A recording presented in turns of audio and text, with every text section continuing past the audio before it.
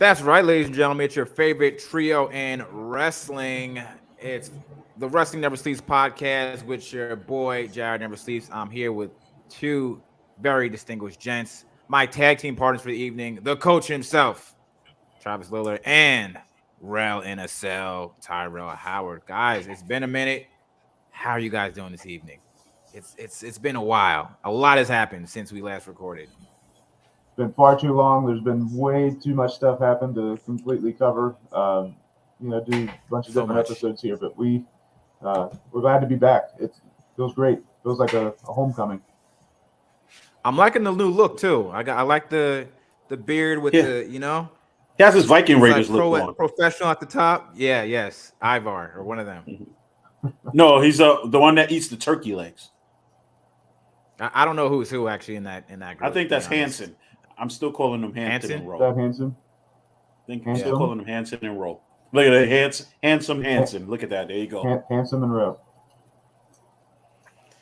But man, where do we even begin? There's so much stuff that has happened. It's WrestleMania season. Well, first we start off with R.I.P. to one of the great legends, Scott Hall. You cannot start off without. I almost kind of forgot about that because I just want to erase that from my memory. That Scott Hall passed away, the famous Razor Ramon, a pioneer in professional wrestling. He really changed the game with Kevin Nash. Even at starting with just Razor Ramon, he had what a Hall of Fame career he had as Razor Ramon. Absolutely. It's sad to see another legend die from our childhood. It's like they're dropping one by one like flies, but it's been happening for so long now. It's almost like we kind of become numb to it, but it still hurts the same. Yeah, he's somebody that as a bad guy, as he would say, or a heel that revolutionized what it meant to be a heel in the professional wrestling business because he was a cool guy. Everybody looked at heels differently after him. So the quote that he says at the end of his Hall of Fame speech is just something that sticks with me and that I love. That hard work pays off, dreams do come true, bad times don't last, but bad guys do. And that sums it up to me, personally. What are you guys? What are some of your favorite Scott Hall or Razor Ramon memories? Rather than just sticking one out there, obviously you got to pick the Razor Ramon side. You got to pick the ladder match, WrestleMania 10. That whole feud with Shawn Michaels, and then they had a second one. Was it at SummerSlam? Yeah, that's when they were both faces. SummerSlam. Yeah. When HBK had the blue pants on. Yes. So a little less known, but still, the second ladder match ever. So that's revolution in its own right. And then just all I can think of is the hey yo and the toothpick and the hair down the center. Hey, There's yo. so much of him that just stands out from my childhood that I can't necessarily sit here and pick a favorite moment, but I can sit here and tell you so many different things that remind me of Scott Hall. Just hearing his name or just seeing the RIP, all these different posts, that so many different memories pop up in my head that just remind me of childhood and what wrestling used to be and what it meant to me growing up. I think for me, one of my favorite things is when he used to do the survey in WCW. Yep. Oh yeah. How many of you guys came One to see? more. Yeah. He said, "How many of you guys came to see WCW?" And then the crowd would boo, but WCW were the faces. And then he go, "How many guys came to see the NWO?" Survey says one more One for the man good for the guys. bad guy. Oh, for the bad guys, yeah, either or. Yeah, I think he did say good guys. Mm-hmm. I don't remember, but Yeah, I think he But said they good made- guys. Bad guys. I think Vince would have sued their asses if he would have said bad. Now he guys. used to say Yeah. he did say a couple of times he used to say one more for the bad guys, but NWO made it cool for you to like the bad guys. And I think the only good guy that I think in those times when they would jump every good guy, the only time the fans would boo is when they would jump in Sting. yep. Yeah, everyone loves Sting. Yeah, but yeah, NWO was just even though their music was cool, the color, the iconic T-shirts. They had Hulk Hogan with them. He was a bad Hollywood Hulk Hogan. It was great. The NWO. The NWO shirt. The NWO shirt is the most iconic wrestling shirt in the history of wrestling. Yeah, I think it's either that or Austin 316 as the two top T-shirts. I say top three. Like, I say top three would be NWO, Austin 316, and Bullet Club. Oh, yeah. Bullet Club is pretty big. Yeah, very big. But yeah, Scott Hall with white lettering, they're all the same. Yep. Yeah. Well, Bullet Club was taken from NWO, so right. Kiss, keep it simple, stupid. Pretty much. Right. If not, that doesn't work for me, brother. I had to say it. Ding, ding. I had to say it, man. Beat me to it. Have to say it. Damn it. I'm just mad we never got to see the dream match of Scott Hall versus Shane McMahon. Oh man, I'm always for the Shane McMahon overbooking jokes for sure. Dream match. I think we started there. It's been a while. Shane we had to McMahon. throw those out there. Yes, yeah. Let's just get all our gimmicks out the way now. I didn't even get my gimmick out of the way. But yeah, R.I.P. Scott Hall. Sure. Something I want to talk about. My guy, the American Nightmare, Cody Rhodes, is headed to, by reports, headed to WWE. He's back after leaving AEW just abruptly. And he's supposed to face Seth Rollins, which, by the way they're like setting this whole matchup is just trash. Can I just throw that out there? He had to fight Kevin Owens for the opportunity to interview Stone Cold Steve Austin at WrestleMania. Yeah, I think I think what makes it look even crazier, right, is the simple fact that you want Seth to go strong going into WrestleMania, but then you have him lose to Kevin Owens last week. Which I'm not mad at too much because I don't mind Kevin Owens winning matches, but there's a different way you could have went around this without having to have him fight and then lose a match, because now he's going to go into WrestleMania. He's not beating Cody, so now essentially he's going to lose twice. Well, it's just what the hell are you even doing? The whole feud has been built with Kevin Owens and Stone Cold for that moment. Whatever they're doing with that, and today they're just inserting Seth Rollins in there like it's supposed to mean anything. Yeah, and today they actually made it the official main event of WrestleMania Night 1. Wait, what? That's the official main event. Wait, what is? Show. The KO show. Kevin Owens and the official main event. Stone Cold. So Kevin Owens gets his WrestleMania main event. Yeah. Yes, they did. Kevin Owens gets a WrestleMania main event. Mm-hmm. And it's an interview with Stone Cold. Well, supposedly it's going to be a little bit more than that, but nobody really knows. But it's the official Night 1 main event. Wow. How I would dream book this? How I would dream book that, honestly, I would have them trash talk each other, but then I would have some heel tag team come out and they just offer stunners to everybody and shake hands and drink beer. I don't want to see two guys who do the finish. Night 1. You can't do that. I don't want to see. I don't want to see two guys. I don't want to see two guys at the main other. event of WrestleMania. You can't do that. I mean, that makes Kevin Owens an instant megastar.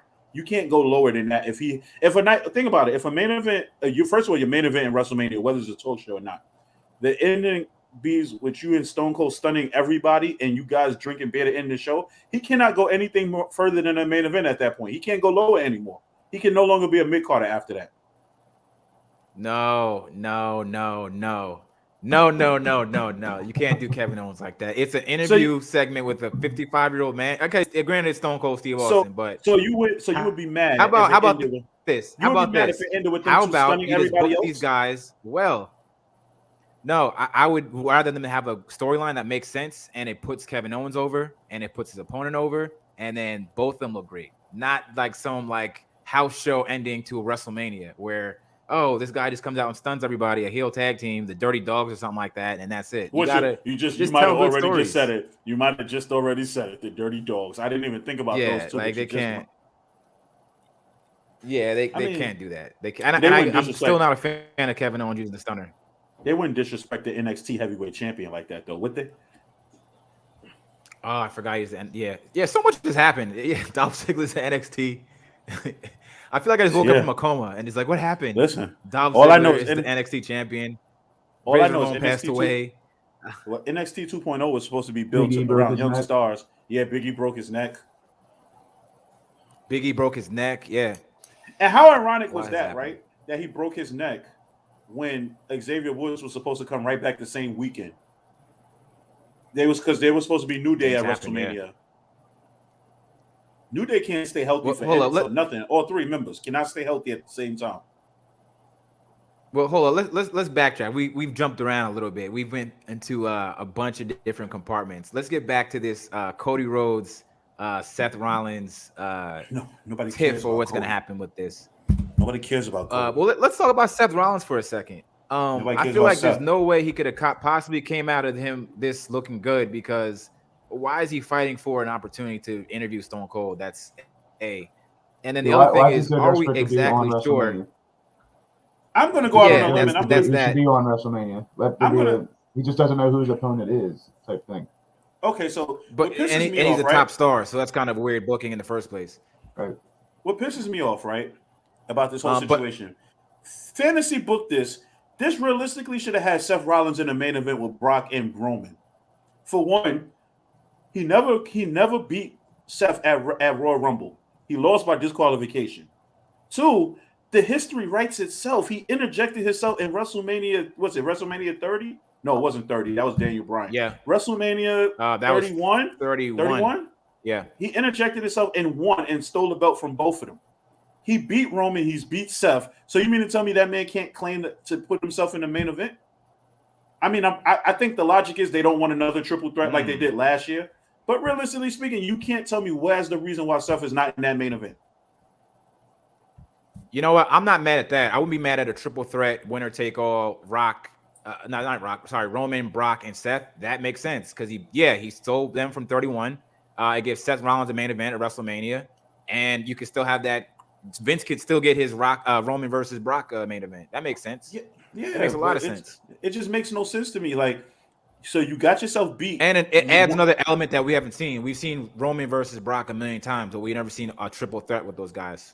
Yeah, but see, WWE is looking at it like we've seen Roman and Brock a million times, but you've never seen it with both belts on the line, which is still also insulting because you take away a potential WWE championship match from somebody else now because both belts are stuck in one main event.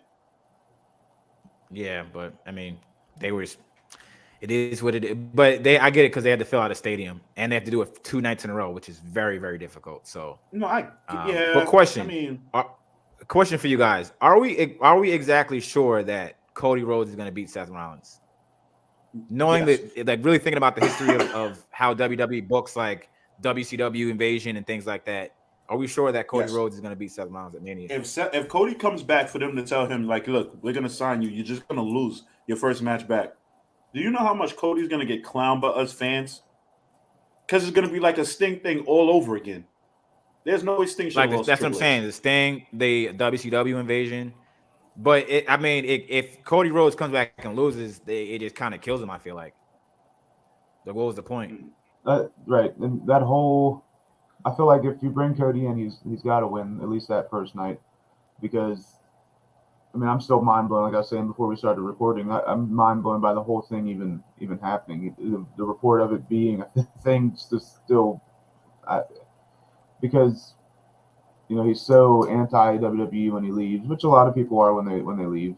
But to go build a company and reportedly, you know, as pushy as that was, just to get tired of it and then want to go back to WWE. You know, I mean, I hope they have a different view of him when he comes back. I hope they see him as somebody that went and proved himself, and they give him some opportunity. But I don't know what's necessarily changed for him to be more over with the right people. I think what makes it so bad for Cody was, unlike all the other wrestlers who left and came back, they never really bashed WWE when they left. Cody bashed it, took the Triple H throne and destroyed it. Like every chance he had, look at the Outlaws when they left, went to TNA. I don't think anybody bashed WWE as bad as they did. They were BKM and calling out Vince and calling him all kinds of stuff. So, I mean, it's definitely a thing that when some people leave with a little bit of sour grapes or whatever. But I think that, I mean, on a national stage, I mean, let's be honest, TNA was never the stage that AEW is right now. Absolutely not. I mean, Vince probably didn't know he was getting bad because I don't even know what channel TNA Right. is on, so no one's even telling him, you know. Right. But Back this then, is how I back would then it like was it to Spike go, and I TV. think they don't Spike TV, right? But I think this would be interesting. I think this is where I would like it to go because I do think Cody Rhodes is a main eventer, both in AEW and WWE. But Agreed. what I'm noticing, I went to SmackDown a few weeks ago in Miami, and you can even see on television, Roman Reigns is very much getting over as a babyface now. Like when he says like hometown, acknowledge me, people are really cheering for him, and he's again one of those cool bad guys. So I think Cody Rhodes coming in, I see him as with all the history and everything, I see him as one of the biggest heels in the entire industry. Could it be a main event, maybe SummerSlam, Cody Rhodes versus Roman Reigns? Cody Rhodes as a heel, Roman Reigns as a babyface. Because Vince eventually wants to turn him babyface, right? He's been trying for years, but now he's got that heel run under his belt. He can kind of get over as a babyface. So do you think that would be like a decent main event or even a WrestleMania main event next year if Cody versus Roman Reigns? Definitely won't be a WrestleMania main event. I don't see Cody as a WrestleMania main eventer. But SummerSlam, yes. I would love to see it. I can't think of a better heel in the business right now. No. The problem is, will Cody That's actually getting be at like this level? real heat. The question is, will Cody be at this high level a year from now? We say this now, But and that's why he has to beat Seth NXT. Rollins. He could be on NXT 2.0 next year. You never know. And I think if they're gonna, I mean, if he gets the obviously him coming momentum, back Cody was- Rhodes comes back and he Right. beats Rollins, he beats Kevin Owens. Those I'm type sure of getting him guys, back wasn't just cheap, give him a little you know? momentum. Listen, Yeah. and I don't want to sound insulting when I say this.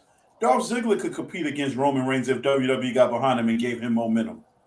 If you really want to be honest about it. I agree with What's that. the But difference- like, Dolph what's the Ziggler difference between didn't leave for like 8 years, build his own brand, and come back with more equity, more clout into his character. Yeah, It's all I about agree. getting eyes on the product, and how are you going to get more eyes on the product than investing in somebody that went away from your company, built a legitimate And built his own competition, audience. decided to come back, and I think they're very, very much mistaken if they drop the ball on this, because that's not going to happen every day. This is something that they're going to have to kind of pick up the ball and run with it, because Cody Rhodes proved with his promo skills, with his wrestling ability, with everything, that he can be that top tier talent away from the company. He doesn't need WWE. WWE can use him and the other really thing is, elevate everything. And the other thing is that Roman Reigns, when he does have that babyface run, he's gonna need characters to help him get over, right? Because Austin always had Rock, or Brett always had Shawn. So who's gonna be? And all Roman Reigns has right now is Brock Lesnar. So he's gonna need other people to kind of fit that David devil versus God type of dynamic, where it's compelling on both sides and anyone can win. Yeah, so but this doesn't. They have to invest in Cody and let him beat a couple guys to kind of build his equity up. Yeah, but none of this matters if the end result is still to put Roman over. You can build a guy up for months, but if it comes down to him fighting Roman just for Roman to beat him, then you're doing the same thing over and over again. Well, eventually, it's got to be for something else, though. Yeah. Well, I mean, let's say Cody wins the Money in the Bank. Cody wins the Money in the Bank, cashes in on Roman, and Roman has to go and try to. It takes him 6 months to a year to get back to the title picture. Yeah, and how believable do we believe that? It's going to take him 6 months to get the belt back? Yeah, he loses his belt. He gets Cody's involved with something else. Roman's involved with something else, and maybe Roman wins the Royal Rumble at some point, something like that, or you can put some things in there in between. And then Roman wins the Royal Rumble and gets booed all over again because the fans see right through the bullshit. That's the problem. It'll be different. He's a babyface at this point. He's a cool babyface. He's the NWO. Nah, because if one thing about us smart wrestling fans, we see it coming a mile away. So even if he loses the belt, we know it's only a matter of time before he gets it back. So if you sit here and you see Roman's in the Royal Rumble and you see he's the last two, whoever it is, that's the fans are like, okay, we know where this is going again. And all it takes. Well, here's the difference. What you're saying right now so let me is ask you that this. the whole character development that he's done with this heel and everything doesn't mean anything. Let me break it down. Let me give you a better scenario. Let's just say by some miracle of luck, Biggie comes back next year at the Rumble, right? Broken neck, whatever. He comes back, right? he's a surprise entrant in the Rumble, but he doesn't win it. But they know Roman's winning it. It's fan backlash all over again. No, here's the difference. I'm gonna tell you what the difference is. The essential difference is the Roman Reigns character is in a way different position than it was 3 years ago. The other thing is Cody Rhodes is legitimately hated right now by wrestling fans. They portray him as someone who's turned his back on his company. He's so legitimately the thing is, hated by people are wrestling gonna want to fans see in him lose. AEW. See, that's the thing. He's legitimately hated by wrestling fans in AEW. That might be a totally different situation in WWE. I believe if Cody Rhodes comes in, then he will be hated by WWE fans as well. If he's booked properly, he'll be hated by WWE fans as well. So that gives Roman Reigns that character he needs to really cement his babyface run, because he actually has a legitimate heel that people legitimately do not like. Because Roman Reigns has been able to more organically grow his character into something that people actually care about. No, I agree. That's the difference now, because back 3 years ago when everybody just booed him no matter what happened, it's because he was being pushed down our throat before we had a chance to really gather and garner what he was all about. Now that we know what he's all about, same thing with Rock. Right. Same thing with Rock when he was Rocky Maivia. We hated him until he had his heel run, and then we were like, "Oh, this guy's charismatic. We like him now." So no matter how smart we are, we always fall for the same pattern. Yeah, we allow them to get over it. Run it. You're not sold, Rose. I think The Rock did pretty well. No, I agree. I agree. He did damn well. But I just don't. I'm not buying into one of the reasons Cody left in the first place is he didn't want to turn heel. So you're gonna have him come to WWE and then be the biggest heel in the business? Kind of defeats the whole purpose and why he left in the first place. He could have been the biggest heel in AEW. He could have been the biggest heel in AEW. He shouldn't be wrestling. If you don't want to be a heel. Yeah, like he could have been the biggest heel in AEW. But I mean, he's gonna come into WWE and be a babyface? Absolutely. Because in the eyes of these weird WWE fans, he left the company he started to come back home. He's gonna be a babyface. But he also left WWE to start another company. And he's gonna get welcomed back with open arms. I don't know. And then even the way they're kind of positioning Rollins is kind of more of a babyface here. Like we're supposed to have sympathy for him not having. He's the Joker. Yeah. They could have pulled the trigger on his babyface run when he fought Roman at Royal Rumble, but instead they kind of went backwards. So I don't know. I like those twin characters, though, to be honest. However they come in and however they're booked, you can be a good guy or a bad guy when you first walk in. All you have to do is attack the right person, do the right thing, then you're wherever they want you to be. Cody could come in as a face and the next night come out with Brandy and get booed. You never know. He can't come in as a face. I'd be shocked if he comes in as like. What's the point? He's gonna be a face. He's gonna be. He's not gonna get cheered. Why would he realistically get cheered? What would be the reason for him to be cheered? I don't understand why you think he's gonna get booed. Because the fans view Cody Rhodes as a person that turned his back on the company. He talked all this stuff this whole time that WWE saw, and he comes back. It's like, we don't want to root for this guy. And then his wife is like a natural heel. No one likes Brandy Rhodes. You're also forgetting these are the same fans who will love you in WWE, and the minute you go to AEW, they hate you, and the minute you come back home, they love you again. These WWE fans are weird. I hate to say it, they're weird. But I will say that there's in the Venn diagram, I think that a lot of the WWE audience also watches AEW as well. So a majority of those people are going to be like, screw Cody Rhodes. Got to see how this plays out. I mean, it just seems like it will certainly be interesting. It kind of writes itself. Let's switch gears for a second. Can we talk a little bit about women's wrestling right now? There's a lot going on. You got why? You got Thunder Rosa. What? I said why? That was a really good match. Thunder Rosa just became the Thunder Rosa just became the AEW Women's Champion. What else happened? Yeah, Thunder Rosa. Let's talk about that. Thunder Rosa just defeated Britt Baker in a crazy steel cage match to become the new AEW Women's Champion in her hometown of San Antonio, which kind of projected the win. It kind of just like, okay, she's gonna win in her hometown.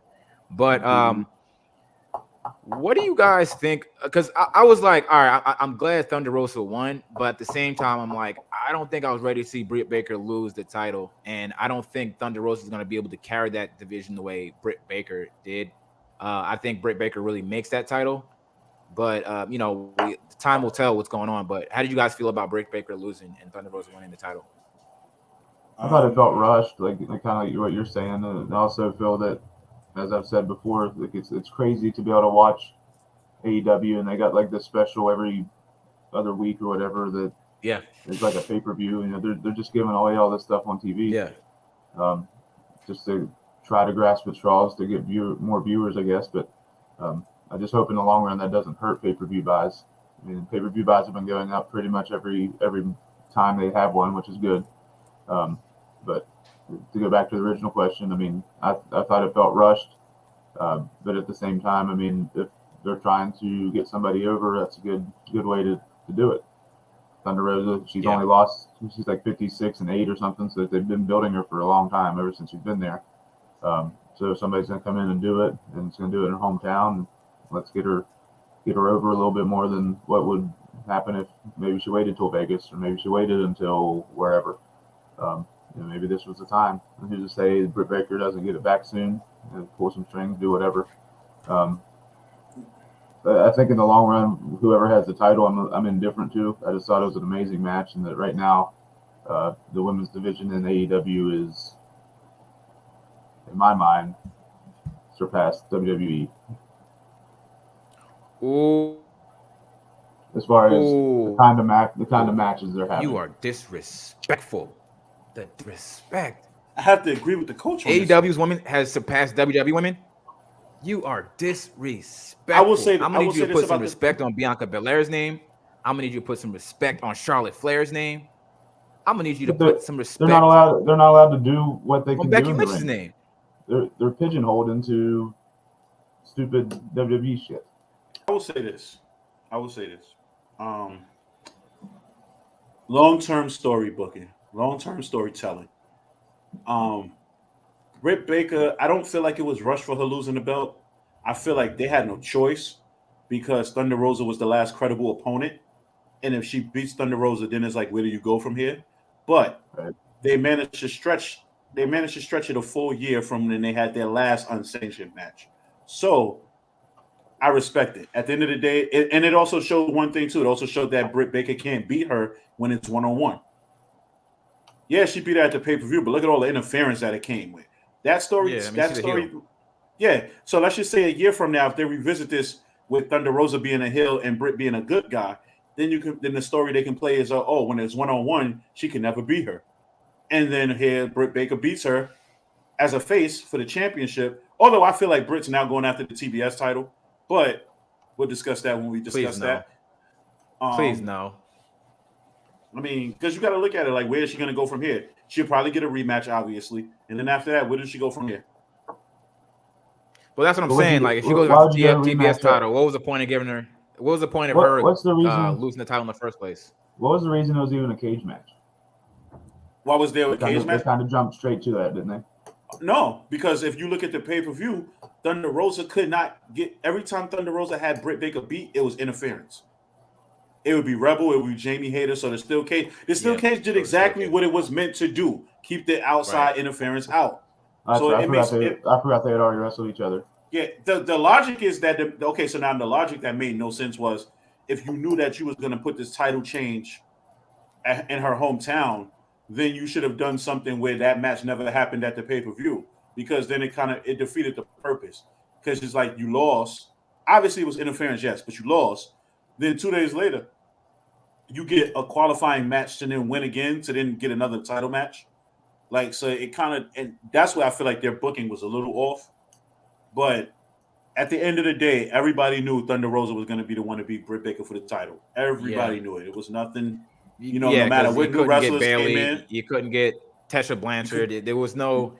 Honestly, I think the AEW women's roster, it doesn't have any depth. It has really, it's Britt Baker, Thunder Rosa, and then like the kind of the sideshow like attraction is Jade Cargill. And other than that, Ty Conti's boring to me. I don't think she's credible at all. You have Ruby, but the thing with the whole thing with the Ruby Soho thing was you gave her a title match way too soon. Way too soon. Like there's a lot of things you could have done. You could have, but she should have never won the battle royal. You know what I'm saying? Like at the end of the day, her coming in as a surprise was great. The fans were happy, but she could have got thrown out at the end. It wouldn't. Nobody would have been mad at that. So when you book yourself into these proverbial wrestling corners when you debut a wrestler that has to win, but you don't have no plans on taking the title off of said champion. Right. Hold up, time out. Let me pump the brakes on this real quick. Let me rewind here. So you're saying that the AEW women's roster has surpassed the WWE women's roster, the same roster. I'm talking about matches. I get where he's coming from. Okay, all right, strictly matches. Okay, you know why though, but you know why because WWE does. I enjoy the AEW women's matches more than strictly matches. All right, yeah, I'll give you that. But it's the depth of the WWE women's roster. I'm gonna give you. Okay, look, I'm gonna give you a perfect example, right? How I feel like WWE feels like AEW's competition. You have this tag team title match at WrestleMania. There's no need. Let's be realistically speaking. There was no need to add Shayna Baszler and Natalya to that. There was no need to. Wait, they're a tag team now. They're in the match at WrestleMania. There's no need to add. Who's the other team? Liv Morgan and and Liv Morgan and Rhea Ripley, which they put them in a weird tag team and they put another weird tag team. Like out of nowhere. Yeah, because it's like, we have nothing else for you guys, so we're just gonna put you together as a tag team. Now, the only time I'm gonna be honest with you, the only time something makes sense where you had guys who had nothing to go on for each other, the only time was the House of Black. Those three are the most dangerous trio in the history of professional wrestling. And if you don't believe me, go watch that match on Rampage this week. They're super cool. They're very, very cool. A great undercard team. I hope they win the tag team titles, to be honest. I hope they win the trios belts when it comes Jungle Express stuff. I hope they win the trios belts. Trios belts. Does AEW need trios belts? I guess it would be a good idea. But no, supposedly they were. Supposedly, what I did read was that they were going to introduce them when Kenny Omega comes back. But he's out for the rest of the year. He's not coming back till next year. Yeah, he's got knee surgery actually. He had knee surgery. Now he has to get hernia surgery. So he's going to be out next year. So I just don't understand why they just don't introduce those belts.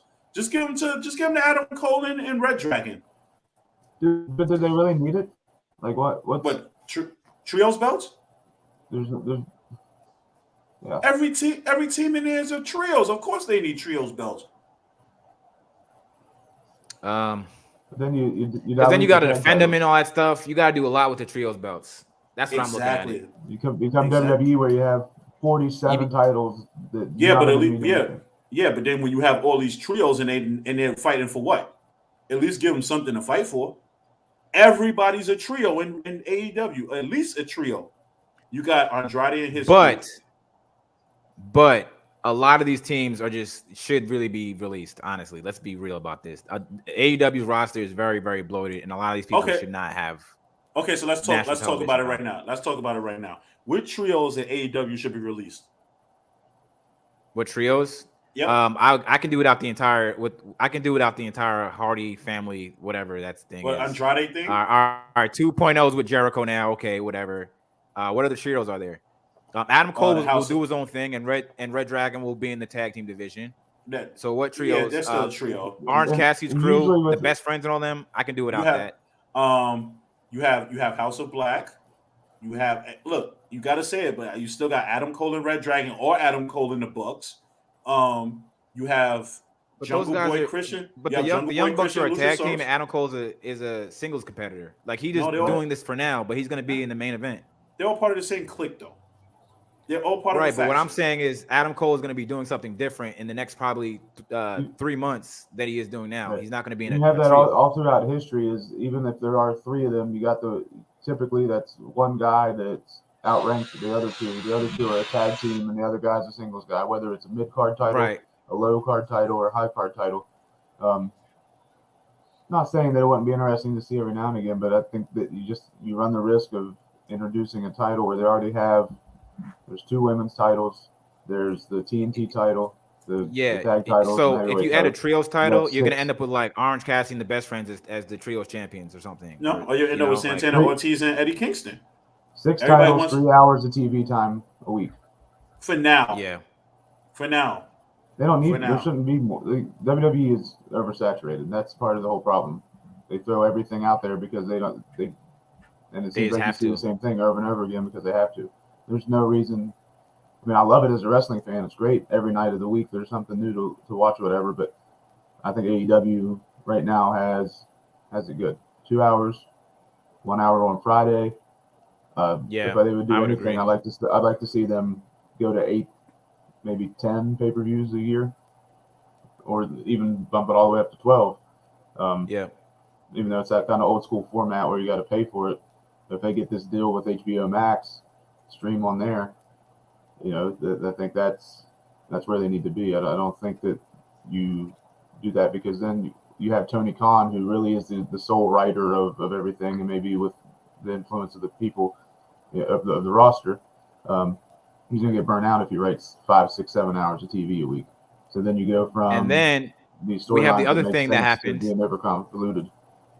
We have the other thing that happened when we were in a coma. Then Tony Khan purchased Ring of Honor, and Ring of Honor is supposed to have weekly TV. So it's like they can have Which weekly you'll be TV right. now. So then you have the Ring of Honor Tag Team Champions, you have the Ring of Honor Mid Card title, you have the Ring of Honor Heavyweight Champion. So that's more belts. Yeah, you have the Ring of Honor 6-man tag team titles. They actually have trios belts, so you can actually incorporate that into the storyline if you want. There you go. Right. Okay, there we go. So we keep those belts. I don't know in, who's. and then, I don't know I don't know like who was the last set of trios champions. If I'm not mistaken, I think it was Red Titus. I don't know. I know it was Yeah. I know it was Shane Taylor Promotions, but they lost it the last night of the pay-per-view. So I don't know who it is now. But I mean, look, I'm a big fan of I look at it like this. If you have all these factions, give them something. Why not have them have trios championships? I don't see a problem with the trios championships. If it's done It's the correctly, righteous. I would love for House of Black to hold the trios titles for like a year. Like, just because I just think they're the most dominant trio in professional wrestling. But then you also then think of lists like trios matches with a House of Black versus Adam Cole and Red Dragon or Santana Ortiz. Like, this is trios belts introduce new matchups. I'm with you though. I don't want to see Orange Cassidy and Best Friends with titles. Or how about we have Buddy Murphy go after like the TNT title, and then you have Brody King and Malachi Black go after like the tag team titles, and you don't need no trios titles. But then if they have trios titles, then there's separate titles. And then what if they want to go after the tag team belts anyway? Then that's just more gold for the House of Black. Then the belts somebody mean gets nothing. all the gold. Yeah. Then, Or right. Or how about the trios titles goes to Adam Cole and Red Dragon, and the Young Bucks are the tag team champions, so therefore they have all the championships. How about the trios titles go home, and then Or how about this? The 24/7 trios titles. Oh my God! Book it, Tony. 24/7. And then they're won by who? Shane McMahon and McMahon. 2 other guys. Yeah, all about Shane McMahon. No, just Shane McMahon. Shane Yeah, McMahon, all the the trios belts? champion. David Man and his Jesus. 2 kids. 2 of his kids. Oh, How many kids do you have? I don't care. I think he has 3, That's it. but I think he should take Several. 2. The Gun Club would be the first trios champion. So what They could beat else the happened Righteous. in We could World have this- versus Wrestling? They're not called the trios title. It's called I looked it up because Google's wonderful. ROH World 6-man. 6-man tag team champion. Yeah, they are 6-man championships. That were once held by Adam Cole and Red Dragon. Baby. Now it's the Righteous. So more Looks news like that happened Rob while we were in Zombie. our coma. The Undertaker, it was announced that he's going to be in the Hall of Fame this year. Well deserved. Well deserved. Of course. And yes, he's of course had a you better watch- career than Sting. And if you watch the Pat McAfee show, Vince McMahon was on there, which was amazing. Brock Lesnar was on there, which was I listened to the Brock Amazing. Lesnar one. I love the Brock Lesnar one. watch Vince McMahon too. But he I don't announced care on for- there that he's going to This be is the gonna one sound that crazy. This is gonna sound crazy, but I don't care for Vince McMahon. I've outgrown Vince. he's going to be the He's a one that polarizing inducts character. He needs to Undertaker. get off my TV. I don't want him with Austin Theory. Get him off my TV. Honestly, for me, watching him on there, you get the kind of the side of the real Vince McMahon, not this thing that the smart marks of the world united and made this vision of who Vince McMahon is. Yeah. You see that he actually cares about stuff, and that he's motivated. You know, he's 706 years old, but he's motivated and he knows what to pay attention to, and he loves when people talk about him. And Yeah, again, of course. and we have to be able to, in life, you have to be able to separate yourself from what people say about you that isn't true, because they're just going to talk about you anyway, especially when you're a billionaire that runs a company for the last 30 some years, whatever. I mean, I'm not saying that obviously we don't agree with everything that he does, but as far as from a person point of view, I feel like I gained some respect from him about watching it. Yeah, I would definitely agree with him. that. I really love the interview, and it kind of gives you the understanding that the difference between a heel and a babyface is really just perspective. Because this guy, you have to also consider that he was growing up. He had like learning disabilities. He grew up in a trailer park, and he had to fight his whole entire life. He had to fight his stepdad, who was like, abusing his mother. Abusive, yep. And to him. yeah, and the thing is, like, it's very easy to question Vince McMahon's decisions and hate the things he does. And he released wrestlers during the pandemic, but at the same time, he gave us this industry that we love. Without Vince McMahon, AEW would not exist. Without Vince McMahon, there'd be no Stone Cold Steve Austin. Without Vince McMahon, there'd be no Undertaker. Without Vince McMahon, we would miss a lot of our childhood memories. So you got to consider anybody that. Else in that position, whether they were that global or not, anybody else in the position he's been in for as long as he's been in, all the same stuff's going to be talked about them. I would like to think that Heavy is the head that holds the crown. People are saying stuff about WCW. Give Tony Khan long enough, people are going to be saying the same stuff about Tony Khan. It's just that they're already saying it about him. They're already saying stuff about Tony Khan. So I would like to think that this WWE would be better off once Vince McMahon is dead, but it'll be ran by his idiotic son and his doofus son-in-law. So, here's the thing. That's one of the most iconic lines I've ever heard in wrestling. That he was able to get away with that on TV. So the thing with me is, like, half of me is a wrestling fan, and then the other half of me is like a business person. So I can see like the two sides. Like, I can see why Vince McMahon doesn't really care about pro wrestling and wants to do more sports entertainment, because that's how you get Saudi deals worth tens of millions of dollars. That's how you get Peacock deals that worth tens of millions of dollars. That's how you like grow your brand. Because if you look at AEW, I think it's way more entertaining than WWE, but I just cannot see that fan base growing. I cannot see it expanding. I cannot see it get like it's a hardcore fan base. It's for hardcore fans, and any business in America goes for casual audiences, because that's how you grow. You grow with casual audiences. So it's like, yeah, it's not the best quality of wrestling, but it makes the most money. It's proven. They're making money hand over fist, and every single quarter is a better quarter for them. So how can you hate this guy that's from a trailer park at the end of the day? And Vince has said it for years. I called it sports entertainment because I wanted to be different, so that we could outgrow what professional wrestling was, outgrow the stigma of professional wrestling. So he calls it sports entertainment, just kind of in spite of itself, so that professional wrestling can get a bigger stage. And he does put more emphasis on the entertainment aspect of it, but that's how he sets it apart. Because if you can't be, it's like Eric Bischoff says when he talks about the business of the business, if you can't be just as good as, then you have to be different. Well, Vince setting out had to be different because he wanted it to grow bigger than it had ever been in the history of the sport of professional wrestling. Yeah. And only he can do that by brand it. Yeah. Now, he got a lot of haters and people shitting on him all the time about it. And we love professional wrestling, but that evolved into sports entertainment. And there for a long time, that was the only way that we could get our professional wrestling was within sports entertainment. So that's why. And ultimately, it's our fault. It's our fault. Professional wrestling does not sell. Sports entertainment sells. Right. Period. Because entertainment is part of professional wrestling. To quote the great Brooklyn philosopher Sean Jay-Z Carter, He says, truthfully, I want to rhyme like Common Sense, but I only did 5 mil. So I've been rhyming like Common Sense, meaning like he wants to have better rhymes. He wants to have more intricate art, but that doesn't sell. So he got to sell money, cash owes. that's what it is. So it's our fault. It is. I agree 100%. But yeah. But So, entertaining nonetheless. But then we get the big moments: Ronda Rousey at WrestleMania, Jake Paul, and all that cool stuff. Floyd Mayweather, Ronda Rousey. He gives us those moments. So thank you, Vince. Thank you. Yeah. Thank you for giving me Logan Paul on my TV for WrestleMania. Thank you. On the grandest stage of them all. Yeah, thanks. I appreciate that, Vince. I will take Jake Paul and Miz and the Mysterios over Orange Cassidy doing anything all day. Of course you would. You're an Orange Cassidy hater. I hate him. I do hate him. I hate him. Jim Ross hates him. That came out recently too. They were in a creative meeting, and Tony Khan was saying, he just said that Jim Ross was like, "Yo, what are you doing with this guy? Like, why?" Jim Ross said the same exact thing. Why is he on the television screen? This is a waste of time. End quote.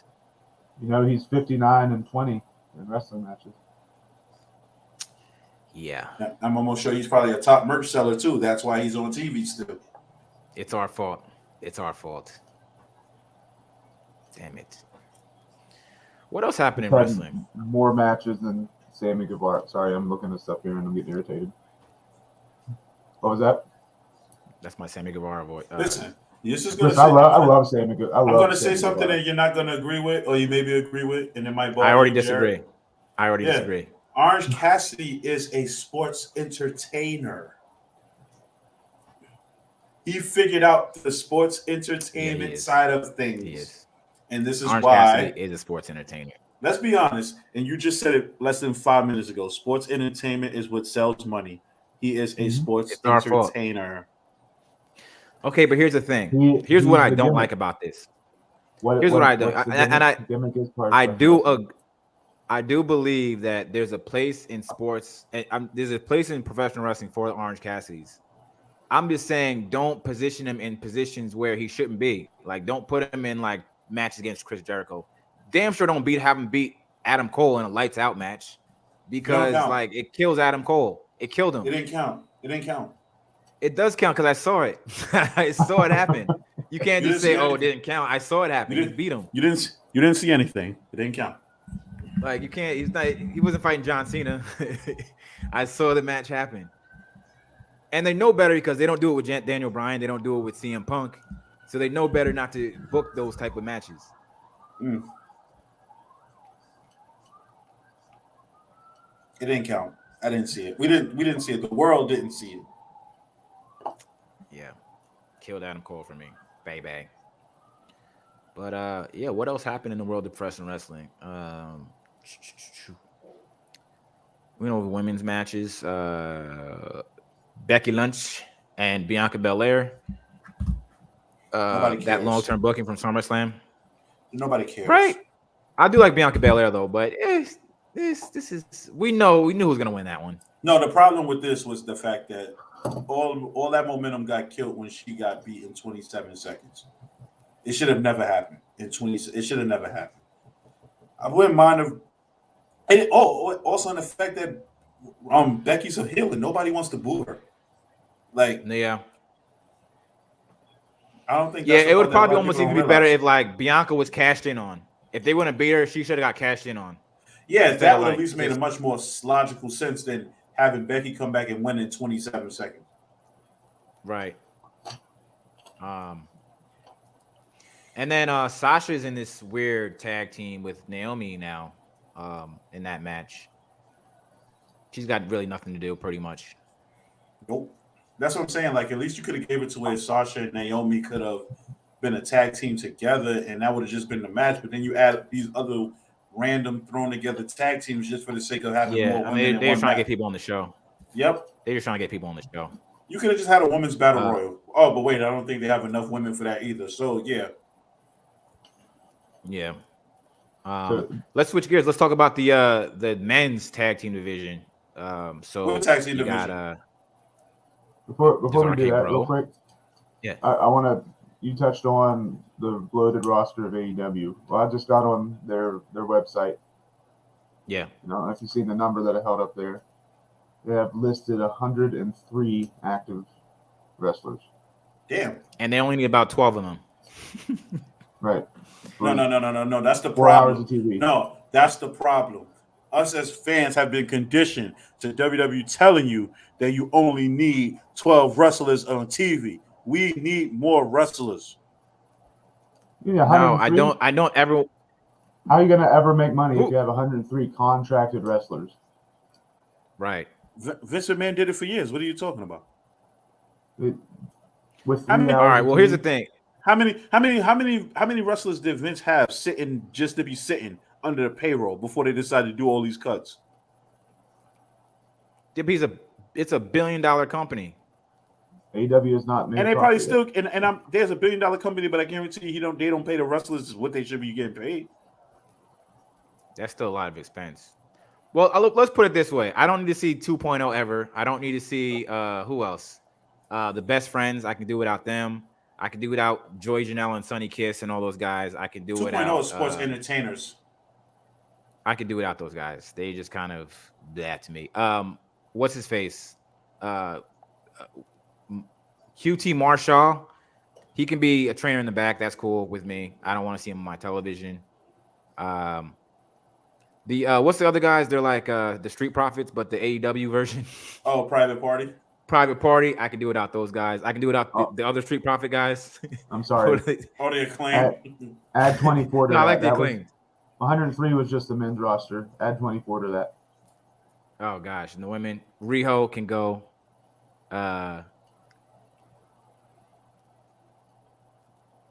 Karish can go. Matter of fact, you know what? Who's the other You know Street what? That's Who's an the other interesting thing, topic. They were at the Hardy You know what? family That's an office. interesting. That's an interesting. No, that's an interesting thing. You know, okay, so look, you know how we usually do fantasy booking and we'll do like drafts and stuff. Yeah. Why don't right now for the next 10 minutes we do the reverse of what a draft is? People that You- should lose you their tell me- jobs. Not people who should lose their jobs. But yeah, it sounds fucked up when you say it. But Yeah. more like who do you fantasy. feel shouldn't be on a roster? And we'll go one by one. It could be WWE or AEW. Okay, I don't want them to lose their jobs. We'll just position We as don't- people who should be trainers in the back, people who should not be on national television. Because you don't want to wish for anyone to lose their job. No, obviously not. Yeah, Although Vince and them don't have a problem doing it anyway. But I get what you're saying. people who should go back to developmental. We'll put it that way. But People yeah, whose contract that's should fine. just run out Yeah, without being fired. That's a Yes. political way of saying it. fair. Hardy Family Office, Best Friends 2.0. Oh snap! The We have a running- run-in. We have a run-in. It's not even here yet. Though. It's the ghost of Adam. Uh-oh. The suit. Is The it if it's straight not suit. if it's not the Ladies Canadian and gentlemen, if it's What's not the he Canadian doing here? nightmare.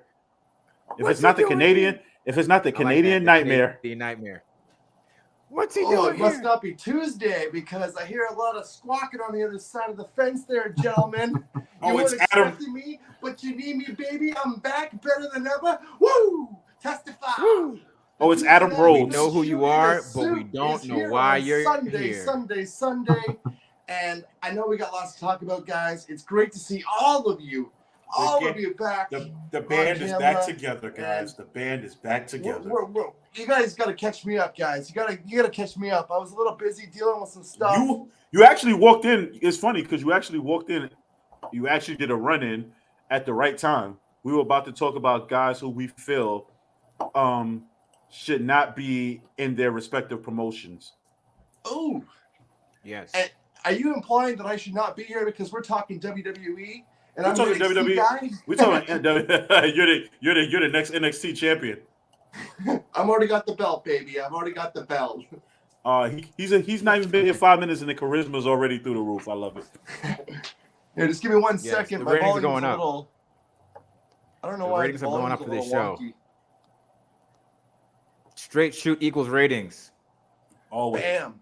Ratings just Yeah. went up. The To Canadian the night. moon! Oh no, the Canadian nightmare. How's everyone doing tonight? Can't complain. How's the weather up there? Oh, it's beautiful now. We got no snow. Oh, it's we a got nice sunshine, it's butterflies, a nice crisp rainbows. a nice crisp 35 degrees, huh? Oh yeah, it's not quite that warm, Crisp. but you know, the snow's gone. It's raining. It's spring. 'Tis the season. Oh my gosh, it's nice to get rid of that cold, bitter winter that Spring, happens what up is here that? in Canada, the land of Canada. I still miss Miami, Jared. I still tan from Miami, so a little bit it's still with me. 305. But other than that, just been busy. Had some family stuff to deal with, but you guys have been holding down the fort, which is great for Wrestling Never Sleeps. You know, and today I know we got a very important topic with a big pay-per-view. I mean, premium live event heading up real soon for WWE. That being Yes. WrestleMania.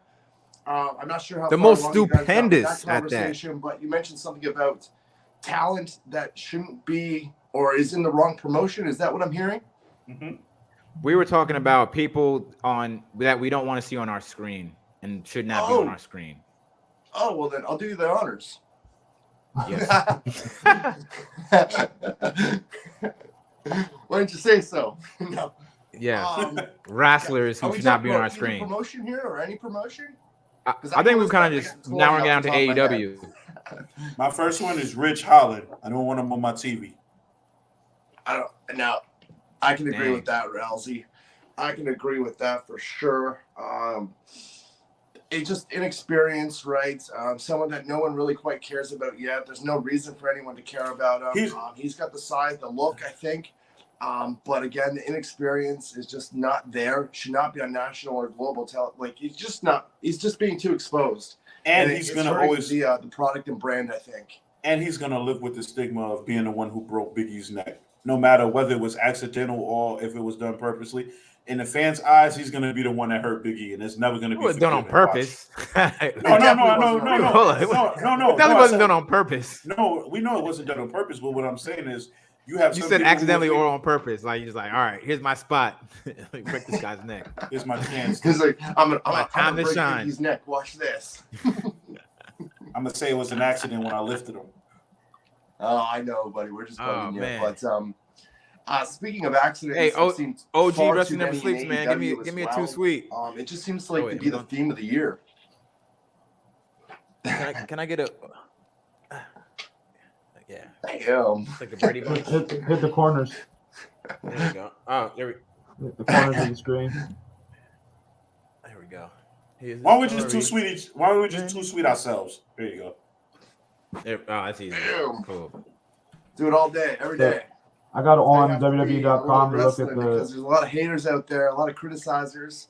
You know, so you just got to keep it to yourself for the most part and just believe what you believe in and run with it, right? Otherwise, you can try to get squashed or you give an opinion online or something like that, and that's who I'd like to see go away. You know, all the bullshit that we see in these Facebook group chats. You can't even if you agree with somebody on those things, you're just getting shit on nonstop. Fans are awful. They're How bad about- for the brands. They're bad for pro wrestling. All these people that think they know what's going on. All these people listening to opinions and taking it as news. So my first pick for people that I don't want to hear about or see involved in pro wrestling would be Dave Meltzer.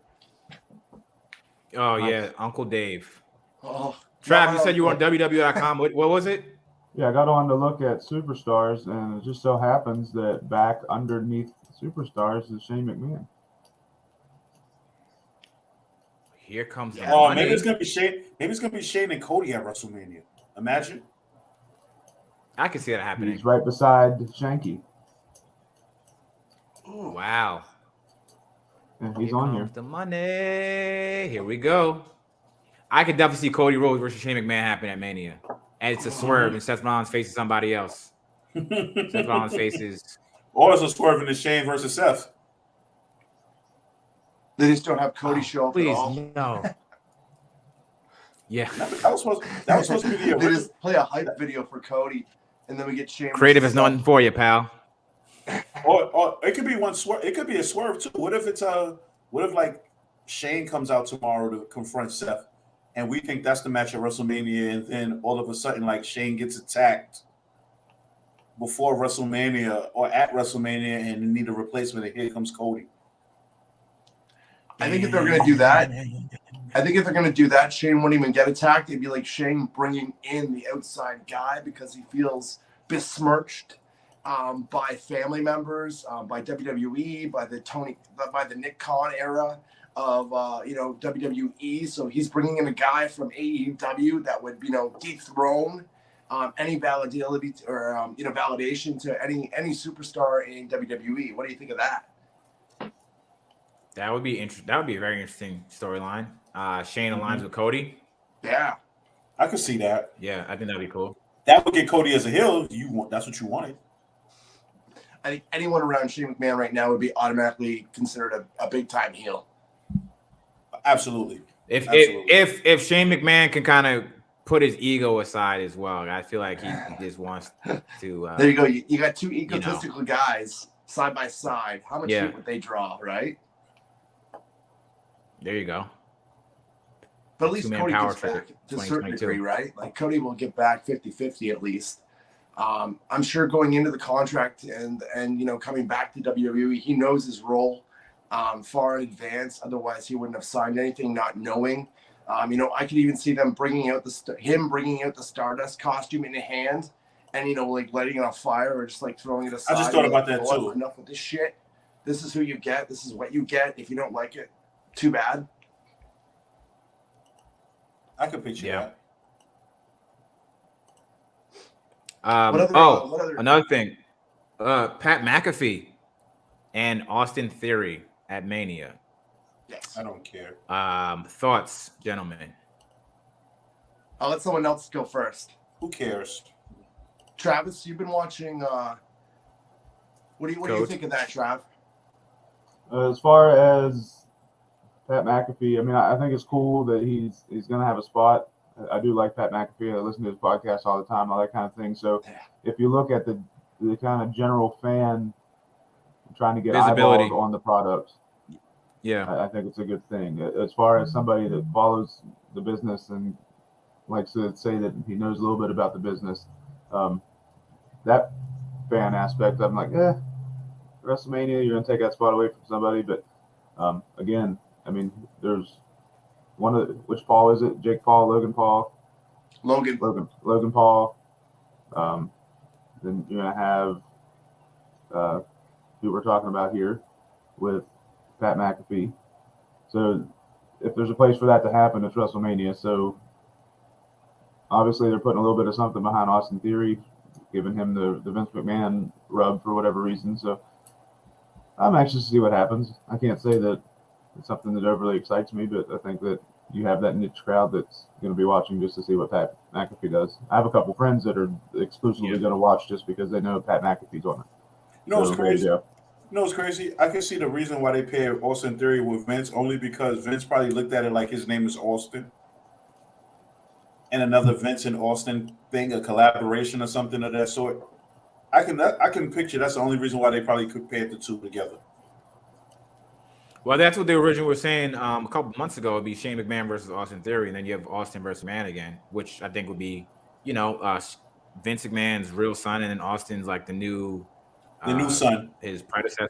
Yeah, the new son. Yeah, I think that's fine. Let Shane jump off of something cool, whatever. Mm-hmm. Decent, decent part of the show. But Austin versus Pat McAfee. You also have Johnny Knoxville. Johnny Knoxville versus Sami Zayn. Another thing that happened while we were in a coma, and I saw it live right here in Miami, Cheap Pop. Ricochet won the Intercontinental Championship. Yes. Very cool. Good for him. What deserved? Balor won the about United States title. And Finn Balor won the United States title. Yeah, we were going for a while. A lot happened. And he's been treated like a bitch on TV ever since. Yeah, because those titles don't mean anything. Yeah, it's like Finn won the U.S. title, and it was like, yeah, you're gonna win the title, but you're gonna get beat down every week. Every week. And that's what happens when you have legitimately 19 championships. That's what they have between Raw, SmackDown, NXT, and NXT UK. 19 titles. Yeah, you missed it before. Two world titles. 2 world titles for now. You missed it before, Adam. Three world titles, actually. this show was an intervention as to why we shouldn't have trios titles in AEW. We had to convince Rels. No, please, no. Too many titles. Not enough meaning behind each and every individual title that they already have. It makes no sense to add more in either company. It's an insult to the fans to make us believe or try to get us to believe that everyone holding a championship is validated as championship material when really they're just trying to fill the spots at that point. It's a participation trophy. yeah. in WWE. It just doesn't make sense. And a trios title, I've just never been a fan of 6-man tags. Like, yeah, it's a different style elsewhere, but here in North America, Canada, and the U.S., no, it's not a big thing here, in my opinion. Never will be, never has been.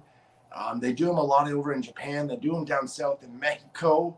But again, two different crazy styles, that you're comparing to a North American style of pro wrestling or sports entertainment. I guess both brands are considered that now after Jericho's little schmo. But to me, 6-man does not mean anything. There's no validation in being that unless you're having a breakout star. But if you're going to do that, they already have the factions, at a max capacity with AEW, and then WWE has their own thing going on with the tag team divisions that they can't even build up on their own. So how do you think that you can build 3 versus 3, let alone not even getting 2 versus 2 over All the time, every week, right? So with that being said, sense. what do you guys think about the unification? What do you guys think about the unification of the Universal title and the WWE title? Love it. Hope it's something they stick with this time. But No, I love how that. are idea. they going to go about it? Because if you're going to have a unified champion, we've seen in the past what that happens. When they did that, it led to, the first time it led to the brand split. Then it led to the brand split being gone. Then we eventually go back to having a brand split so that we have 2 champions. Are they going to get rid of the brand split? And they realized Are they going to keep releasing people? They realized that the money is in the money's in the championships. Well, the money's in whoever's holding the championship right now, which is Roman. And at the end of the day, if Roman beats Brock, now you're stuck with another dilemma. Like, who beats Roman? Which is Cody Rhodes. No, Cody. Hulk Hogan. I'd rather have Hulk Hogan beat Roman than Cody at this point. I'd rather Hogan come out at the end because Brock has some powder in his eyes, and then Hogan comes out, and then Brock tells him, "Yo, go in the ring, go get the belt," and then he beats Roman with a kick and a leg drop. We get a WrestleMania 9 moment all over again. Yep. Yeah. And I will get up and pose with Hogan, and I will do it and record it on this page. It's not allowed on here. Unfortunately, that won't happen because Hogan has gone on record as saying that he physically can't take another bump. So who would be next? Hogan couldn't take another bump in the 80s. So what was the problem? Nikita Lyons. Who's the Yam Bigelow? No, I'm joking. Oh, Yam Bigelow. Yam Bigelow. Dickie James. Dickie. Oh, I like No that one. I like disrespect that. to Yes. Nikita Lyons. Thank you, Vince McMahon, if you're watching, and I know you are. Thank you for Nikita Lyons. Number one God wrestling bless you. podcast in the world right here, baby. God bless you. Of course For, he's Tony watching. Khan never gave us Nikita Lyons. you got that right. God bless you, Vince.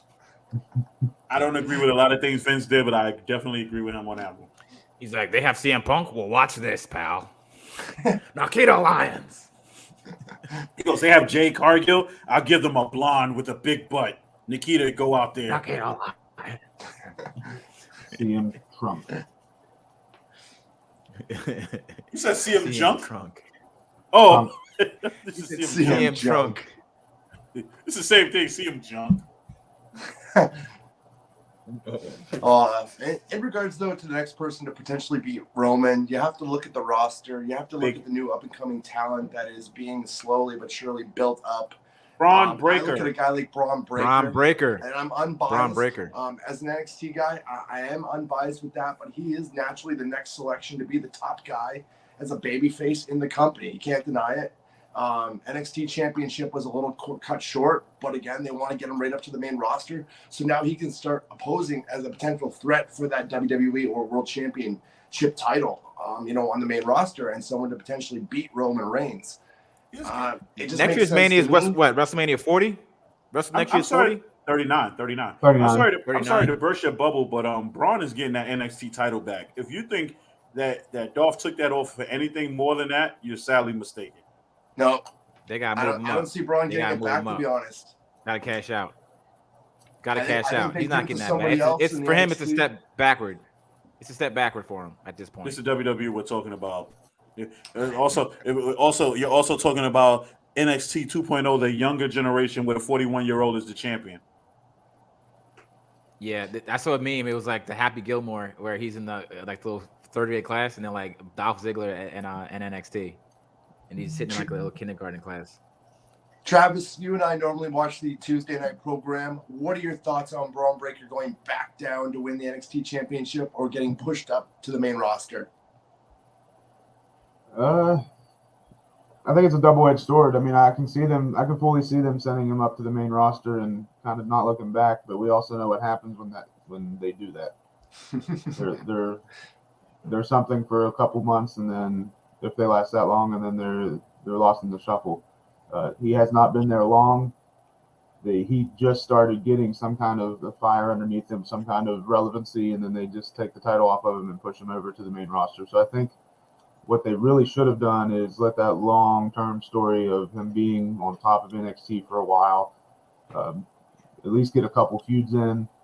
You know, I mean, I just don't think that they ever allow people to develop enough before they take them to the main roster, which is why, unless they were a big name in wrestling before they got to NXT, they have become future endeavored or wish they were future endeavored.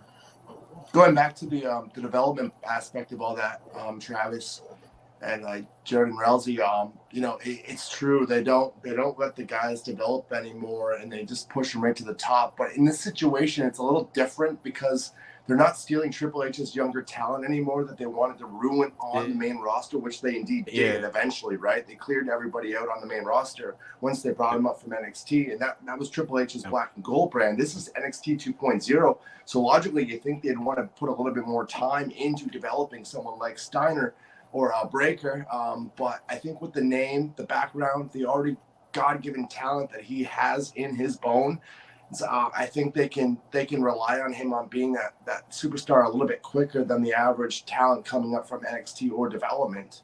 What do you guys think about that?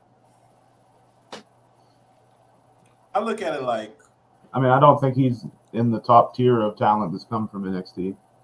absolutely not. And I don't even think he's ready for the main roster, to be honest with you. But Vincent Mann is just looking at him as here's another body guy, and he's looking at the last name. So in his mind, he's looking at it like this guy's already ready for big time. What happens when you put that man up there? Okay, so his first match on Raw was a tag team match. What happens if you put him in a ring with somebody like a Damian Priest and the match flops? Then sadly, what they're going to do is they're going to blame Damian Priest for it. Hell He'll yeah. be the first one to get removed. Has any Damian Priest match not flopped? Exactly. My point. Yeah, that's my point. Hell's yeah, they're going to That's blame my guy that Damian needs Priest to for that. go back to the developmental. Maybe you can come back and I'll give a shit. I don't know. Mm-hmm. I just think he's born, no matter what happens in ring, for Braun Breaker to be a champion. I think they already have that set in their mind. Mm-hmm. Kind of like Tony did with Adam Page before the company even had their first pay-per-view event. I mean, I think that Breaker definitely has all aspects. That they want to have him ready, and they're going to force that upon us no matter what. And that's the issue. That's why it took Roman Reigns so long for us to kind of take the long way around to accepting. And we talked about this earlier. It took a long way around to accepting who he was with all the different character work he had to do. You know, he had to, instead of letting it organically happen to begin with, we try to force it. We know that people aren't going to like that. And I don't know. I just think that Braun Breaker needs more time to develop, more time to make a name for himself, because he has the intensity. He can work in the ring. You know, he's got the full package, but it's greener than goose shit right now. WWE's going to make the terrible habit of pushing him too fast, and is going to end up like Roman Reigns all over again. I mean, that didn't end up in a bad position for Roman, though, right? Like, he did. Eventually got to where he needed. But look how long it took for him to get there. Look how long it took for him to get there. Personally, for me, it was all part of the master plan. I mean, if they want to force him on us, they're going to do it no matter what we think. Again, it was like Roman, like Travis said, it's a prime. That's the best example I can think of what they might do with him. But eventually, when we did get that Roman that we wanted, look at him now. He's on top of the world. He has been for quite some time with that championship belt. He's on the verge of being Brock Lesnar at WrestleMania this year, and moving forward and continuing as the singular world champion. I think even though he took the runaround or the detour to get where he wanted, it ended up being a very big positive for WWE, Roman Reigns, and Paul Heyman as well. Right, and what remains to be seen there, though, is, and this could be the difference, the break is, can Braun Breaker have quality matches every time out? Will he have the kind of match that Roman Reigns has? Roman Reigns hasn't had many bad matches. No, really yes, I can agree. I agree with that 100%. Whether you loved him or hated him or just couldn't stand the fact that he was on your TV, he was going to give it 110%, and you were going to say, "Oh, damn, that match was hard hitting. It made sense. All that, it checked a lot of boxes, whether you hated him or not." But then a lot of times, what happened was you ignored the fact that it was a good match because you just didn't like him. You couldn't stand him, and we all do that as fans. Right, we all do that as fans, where we just automatically hate it. Well, step back from that nonsense and look at it as an entertainment. And like, you don't know this guy. If it was somebody you didn't know came in here and had that kind of match, then you'd be giving him high praises. But it's just because of where WWE positioned him as being pushed down our throat that we were like, no, fuck this guy. But and for that reason, I think that's Braun why Breaker be able to push through that. What does he have that in him? I don't know.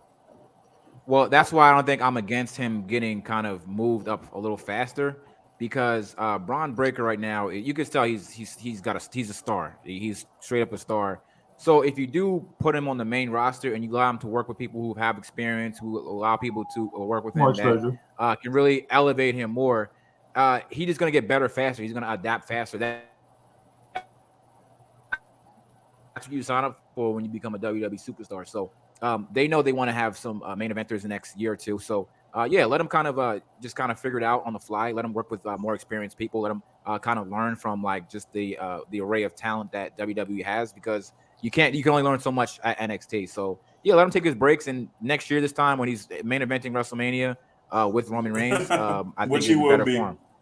And that's fair, because you go from being the big dog to being pushed every week because you're kind of the low man on the totem pole. So you sink or swim. Hopefully he swims. Sink or swim, and I think he's going to swim. I think he's going to swim. He might even do the backstroke with ease. Oh no, it won't be. First of all, it won't be Braun. It won't be Braun and Roman next year, because they still hoping it'll be Roman and The Rock. If Rock's schedule allows it, if Rock's body allows it, wishful thinking. But how old's Rock going to be next year? Good question. I think he's in this. I think he's 50 now. Yeah, it's tough. They got to pull that trigger for this year's SummerSlam. Rock is 49. There you go. He's going to be 50 in May. He's going to be 50 in May, dude. May 2nd. Yep. May 2nd. See, I'd like to see Roman and Rock at SummerSlam.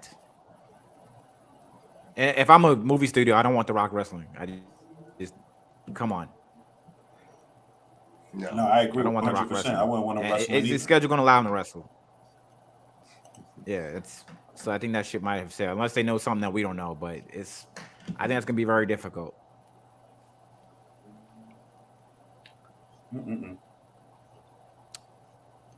Yeah.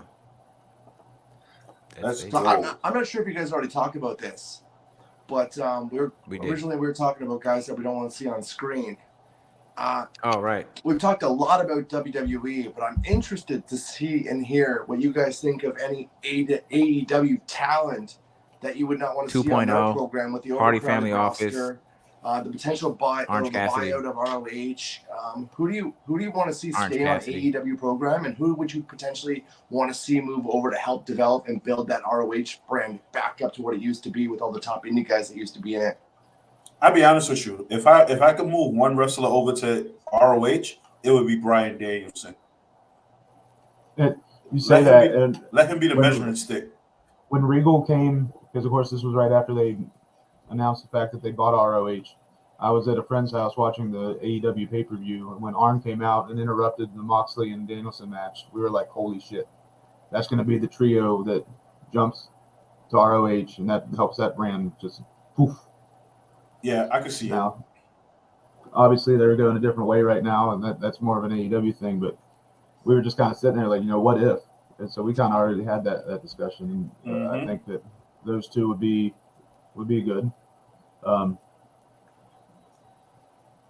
don't know that you do that because they're very high star power on AEW. You don't want to sink your own ship to kind of start the other one. But there's plenty of people that we just really don't necessarily need. That the only time we do see them is time filling, or they're on AEW Dark. I think we look right before you joined us, and AEW has 104 active roster men and 24 active roster women. And I was scrolling through there, and that does include like Brody Lee still on there. So there's some people that aren't necessarily, maybe it's not quite an active roster. I still think Bryan Danielson should be the AEW champion. Yeah. But, I still believe Bryan Danielson should be the AEW champion over. Yeah, I'm honestly say it's probably it's a crime that he hasn't won the title. Hangman is. Not everybody can be champion. Do you guys think a guy like Danhausen, Sonny Kiss? I know Joey forgot about Danhausen. Danhausen will be back in ROH. No, he'll be back in ROH. Who's that? Danhausen. Is there a reason? Like you see he's a sports the investment there? Like, I don't know how much. No, he's an idiot. He shouldn't be on. He's an idiot. Like, Jarrett's. Do you put Punk and Colt Cabana over on ROH? Jarrett's a part of it. Jarrett's definitely a part of the Jericho Appreciation Society. I am. You are. I just don't. You are. Danhausen don't do it for me. Nah, I ain't gonna lie. Danhausen doesn't do it for me either. No. I think I'm done with the Jericho stables personally. That's what I was gonna say. He's become like the stable whore. Yeah, I don't like it. I mean, because he has to be at this point. Anymore. He can't do. He's 1 years old. He can't be a singles wrestler anymore. So he has to be in better shape now than he has been since he's been in AEW. Yeah, he's still able to put on matches. If he's not, but 6-man tag team is perfect for a 50-something-year-old guy. Yep. Easy peasy. Don't just switch him around like he's I don't know. He's turning into the Big Show's role. Like 1 week he's face, 1 week he's heel, 1 week he's face, next month he's heel, next year he's face, back to halfway through the year he's heel. Like, listen, Jericho's never going to be a full heel until he takes the Judas music away. The crowd is always going to cheer when they're going to always chant the song. Until he takes the music away, right? Yeah, but until he takes let's take the production away and put him in ring, right? He's a dirty heel, right? Like typically that's what he does. He cheats. Yeah. He yaps up the crowd, and he's good at the old school heel version, of Jericho. So technically he would be considered a heel, but people like his music, right? Right, and his promos though, even like his promos are like back and forth every week, like you're saying. Like I'll watch 1 week and it's like these fucking fans, blah blah blah, these idiots, and then the next week he's like kissing their ass. Yeah. So it is confusing. You're just confused. But it is what it is. Yeah. It's like Seth Rollins. I like Seth Rollins' music, but he's still technically a heel, right? And I like to do this. I think he's a tweener at this point. I mean, I guess everyone's a tweener nowadays. Speaking of new music, new music, how badass is that theme? I love it. Like I like Ed's original music, but that theme is pretty badass. It's crazy. I didn't get a chance to listen to it yet. Oh, you have to. I'm gonna listen to it. I'm gonna take a listen to it after this is over. I'm gonna go back to Monday night. Like you think you know me? Huh, you never did. Right. That part. That's how the song starts. Yeah. At least for his edit for you never his did. entrance. Yeah. Oh. I like that though. He reinvented himself. I like that. It's a different kind of That's edge. still not how I want it. It's cool. That's still not how I would use Edge coming back. But what do I know? I'm just a mark with a microphone. He said it's not Much going to work for dangerous me, time to brother. mark. Edge Austin Just- Theory. Give me. Edge or something. Yeah. If it was used right, if it was used properly, but they screwed both those guys up. So Listen, I'm looking forward to Edge and AJ Styles. That might be the only thing I'm looking forward to at WrestleMania, so don't take that from me. Absolutely. That's the only thing you're looking forward to right now, Travis? I'm gonna be honest with you. I agree with you, Coach. WrestleMania is really not that good this year. The Hey, matches look, are. I got to pull it up here. Go ahead, sorry. No, I'm saying realistically, think about it. Who cares about the tag team title matches? Bianca and Becky's been done. what are to the tag death team on- title matches? What are the was it RK Bro Usos- versus Street Profits? Yeah, Usos Um, versus Nakamura and Boogs. Wait, what? Yeah, Pre-show, please. Really? Why? exactly. I don't like Exactly. Nakamura or Boogs. I hate them both. Usos, I do like Usos. I like Usos. They should retain. Usos not losing You it. got Usos Charlotte not- Flair versus Ronda Rousey, which I don't care for it. Should be Rousey's- Becky Lynch versus Ronda Rousey. But Exactly. Go ahead. Yeah. Becky Lynch and Bianca Belair. That's going to be good. I That's don't gonna care be for a that. great to be honest. There's no way I don't that's care not for good. I mean, it can't be what it was at SummerSlam. There's no way they're doing that again. No. You say that Bianca right. wins that one. You say that right, and Bianca beats her in 15 seconds. I'll cry. But I mean, the Bianca Belair and Sasha Banks match last year. Holy cow! Being there live, that was the main event of night one. It was the real deal. Mysterios versus Logan Paul and The Miz. I don't care for that. I like it. I've never liked Rey Mysterio, but- Logan Paul is going to be the new generation leader of celebrity to come in and bring in a new whole aspect of fans. He's for He's their NXT, Lawrence Taylor. WWE. Drew McIntyre versus Happy Corbin. I don't care for I it. could do without that. Poor Drew. Drew McIntyre, if you're watching, I know you are. I'm sorry they did that to I you. love Happy Corbin. And Madcap Moss. So And then positive. At least And it's then not Corbin versus. but then they build it up as, oh, it's because Corbin hasn't lost since he's became Happy Corbin. I don't care about that. I still know he's a loser. Like, Hey, Yeah, he's the only guy with a finish. He has the wrong type of heat for me. He has like go away. Like I know. yes, X-Pac like, heat. Yes, X-Pac heat. yeah, I don't want to see him ever. The He's KO the show only was guy that no awesome. one's I think kicked out that's his going to be finisher. awesome. The KO show at Austin. Like And it's confirmed I that's the main want it. I event want it. of night yeah. one. I want it to be awesome, and I don't want them to go overboard with it and call it a match, anything like that. Just let it be a fight. Do whatever they need to do. It doesn't need to be long. I'm anxious because I feel like it has potential to be amazing. This huge nostalgia thing, but it also has the potential of just being not good at all if they try to push it the wrong way. Question: has nostalgia ever worked in wrestling? Question. It seems to always work whenever DX comes back. It doesn't work for me. I remember like Did it? a couple weeks ago, I was Saudi watching Arabia? I was watching the build. It was one of the Saudi shows. Where it was DX versus the Brothers of Destruction, and they were Oh, showing no, that like, was Goldberg horrible. back- That was And horrible. you see like Triple H, and you know he's like a dad, and he's doing the suck it sign and stuff, and it's just like this doesn't work anymore. Take That your was the dogs worst. watching this, bro. That was the Yeah. worst match in the history of wrestling. The history with 4 Hall of Famers. Night two. That was all night one. Yeah. Night two. Roman Reigns versus Lesnar, Boom. which we know. I don't care. I mean, I think that'll honestly, just because it's the two biggest things right now. I mean, I want to see what they do with it. I do. Lesnar's a little bit different of a Lesnar than we've seen. You know, I mean, he still gets in there and he's still the ass kicking guy. Reigns, honestly, I do like Reigns right now, and with the whole gimmick he has. So, I mean, I'll watch it. I'm not saying that it's got my attention peaked like the Edge and AJ Styles match. Women's tag team match. I don't Zelina care. and Carmella versus Sasha Banks and Naomi versus Rhea Ripley and Liv Morgan versus Shayna Baszler and Natalya So let's just see how many people we can give a WrestleMania paycheck to. Yes, without me having a battle royal. Right. An anything goes match: Johnny Knoxville versus Sami Zayn. I don't care. Love it. I think it's hilarious.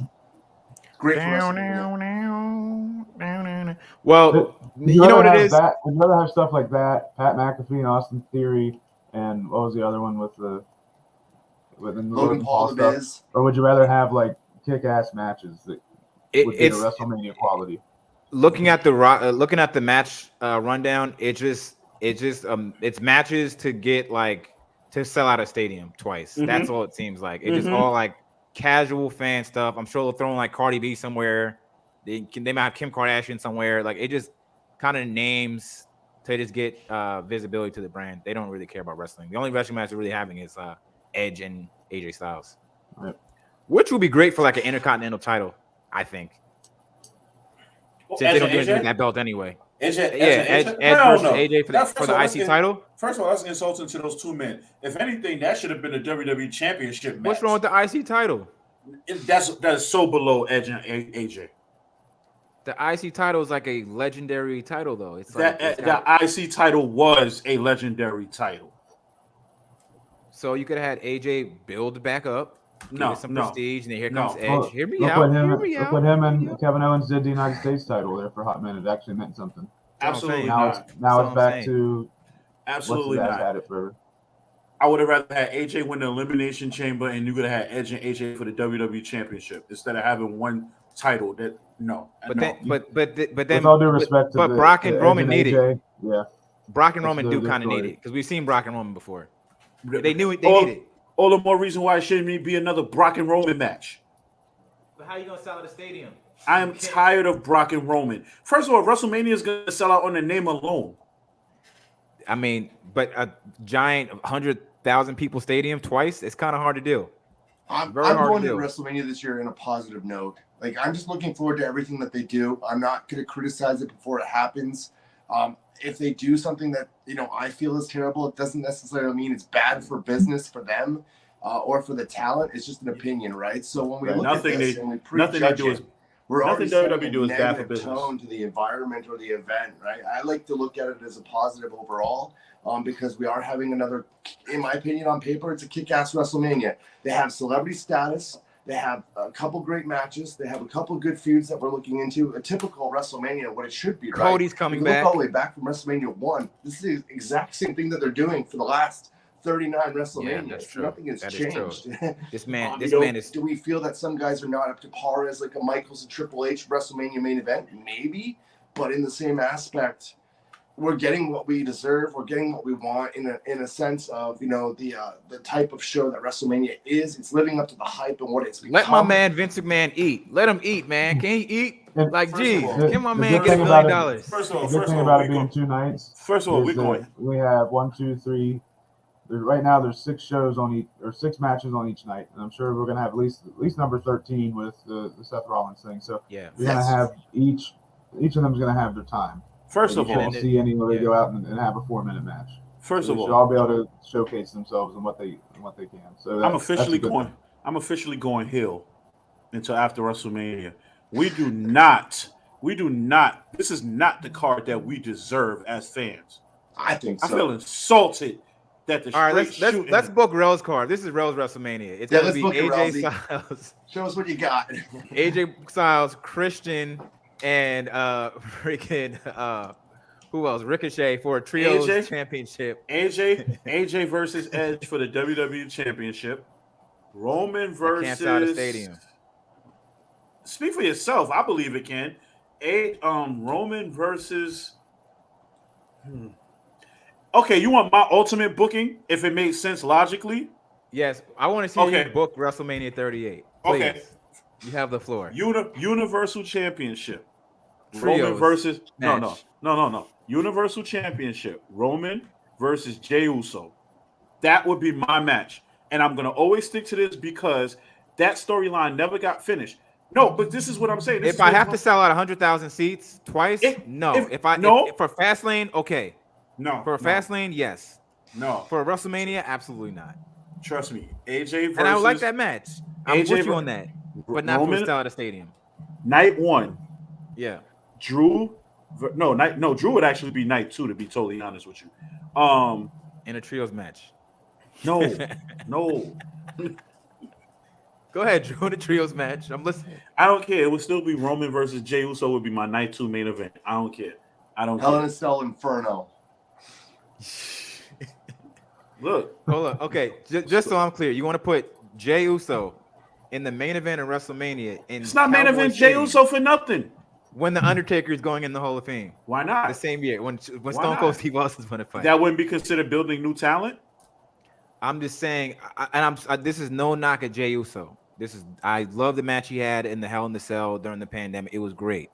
I'm just saying, if I had to sell out a stadium with 100,000 seats, I just would not pick Jey Uso for that. But if there's a reason it's Roman Reigns and Brock Lesnar, because which is the reason why it's Roman Reigns and Brock Lesnar for both titles. and not that it matters because they're booking it as they're booking this as the greatest match in history. Not that my dollar value matters, right? To this, but I would not go to WrestleMania for another Roman Brock match. I would not. I refuse. But it's not just the Roman. It's for both titles. Right. I don't care that it's for both titles. To me, when you say it's for both titles, because it's WrestleMania. Listen, when you sit here and say who the main event is, when you sit here and say that it's for both titles, it shouldn't even be for both titles. One of those titles should be on Raw. It shouldn't even be for double championships. It should be somebody on Raw should be capable enough to carry the WWE Championship into WrestleMania. I agree, but you can understand why they're doing it like that. Yeah, and this is what I'm tired of as a fan. This is what I'm tired of. I am tired of Roman versus Brock. This is like the 4th WrestleMania main event with them two. I am tired of it. This is not the 80s. This is not the Hogan era. I feel like they don't have a choice if like the alternative is Roman versus Jey Uso. Listen to yourself. They don't have a choice because they don't build nobody. This is what we get. This is what we get stuck with every year. You build stars up through the year, and then when WrestleMania comes, you throw the same guys back in the same matches again. All right. If it was okay, I'll give you this. If it was Rollins versus Roman, I would pay for that. Makes sense. I would pay for that. Fair. It would make perfect sense. Fair. Because that's once again, that's an actual legitimate night 2. Yeah. But they rushed that too at Royal Rumble. I feel like at Royal Rumble they gave the fans what they wanted to see because they had an idea of what they were already. Brock versus Lashley could have been for the WWE title at WrestleMania, and we would have been happy. Okay. Yeah. Okay. Well, let me hear the rest of your card. All right. It's Roman Reigns and Jey Uso night 2. No. I'll take it back. My two main events. Listen. Because what you said made sense. My 2 main events would be Roman versus Rollins. And Lashley versus Goldberg. Hell no. Well, let's say all right. Lashley still gets injured. Let's book that. Lashley still gets injured. So then I would have Brock. I would have Brock defend I would have Brock as a WWE champion. Then I would have him defended against I probably have him defended against Edge. But so you still have the Edge can tell a story enough to make you believe he could beat Brock. So you want Edge to take a whole heap of suplexes. Listen, this is what he signed up for when he came back. Yeah, that don't work for him, bro. That don't work for him, brother. Look, do you see who's still in your main events though? At this point, yeah. You're still but I keep but I keep them away from each other. I don't want to see them fight again. I don't have a problem with Brock. This will be the last time, just because it's champion. I don't have a problem with Brock. I don't have a problem with Brock because Brock doesn't have a problem with dropping the belt to somebody who he feels like he deserves it. I don't mind having Edge have another run at the title. I don't mind at that. But and then after that, I would have Orton feud with Edge right after for the championship. It would make perfect sense. But I would have Rollins beat Roman at WrestleMania. So you don't want to see Roman versus Brock again, but you want to see Randy Orton versus Edge again. For the championship, of course. Didn't we see that like 10 years ago? Like, hasn't that already been done? No. It hasn't been done to death like Roman and Brock has. That's just because it hasn't happened recently. It happened many times. Bro, I will take it.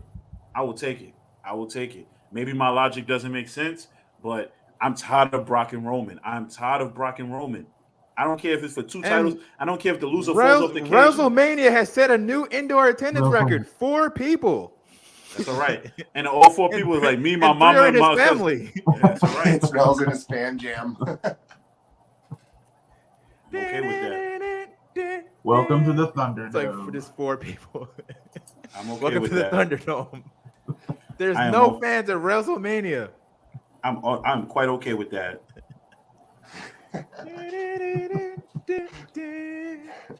Just like that. Live from the Just like parking that. lot of Cowboy Stadium. Live from the parking lot. Yeah, but I could appreciate that card. It's a nostalgia card. I love it. I like it. But I do have to say, I mean, I like both of those main event ideas that Rails had. But What going Brock back, and Edge? It was Brock and Edge. Yeah, I can do I thought Rollins and Roman. Was it Roman and Edge? No, it was Brock and Edge and Roman and Rollins. I just don't know stylistically if Edge and I'd Brock. like to see Roman and Edge. Roman and Edge. That's Spear what should have been the versus Spear, championship a couple years ago when they That was had last Danny year. Bryan in it. Yeah. And then remember, you also fought him again at King of the Ring. There was a King in the Ring. Yeah, he fought Edge. You're right. Yeah, and the Saudi King of the Ring. Yeah, because remember after he beat Edge, I think that's when Cena came out at the end. No, that was SummerSlam. SummerSlam. He fought him at King of the Ring though, because Edge came back after he was out after WrestleMania. Yeah, I do remember that. But yeah, AJ Styles versus Edge. But yeah, I think IC title, that would be kind of cool to have that. Just a little layer of this is cool. This is why this is what the IC title. This is how the IC title should be presented. Just give the IC title back. Nostalgia there. You get nostalgia there if that's what this title should mean, and this is where you have the two workhorses. The workhorse title. They're the workhorses on this card. Just get the IC title back to Cody. You got Edge as a legend, AJ Styles who's going to be a Hall of Famer, Edge who is a Hall of Famer. Workhorses still to this day. Yeah. Let them go out there and show you what the Intercontinental title is supposed to be. Give me some Savage Steamboat, baby. I just want some Savage Steamboat, baby. Just give the IC title back to Cody and let him change it back to the white strap. That'd be great. The Cody entrance. The Cody, you killed me with this Cody entrance.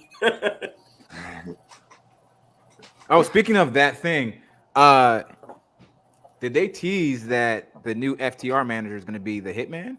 I hope so. Yeah. I hope so. They fired Blanchard, Tully Blanchard, and then they were like, "You can come out fired him. the best manager there is."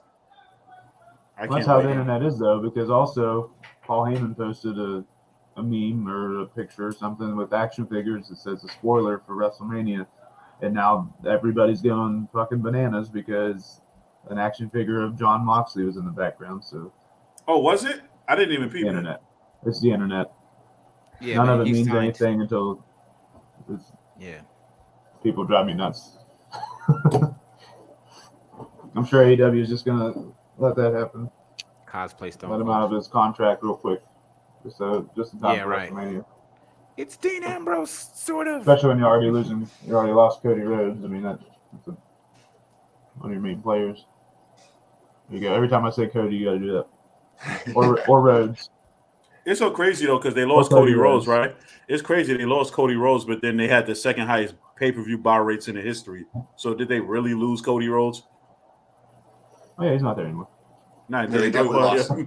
Physically, they lost him. Without Cody, there is no AEW. Put some respect on my man's name. Physically, they lost Cody Rhodes. Monetarily, they made more money without him.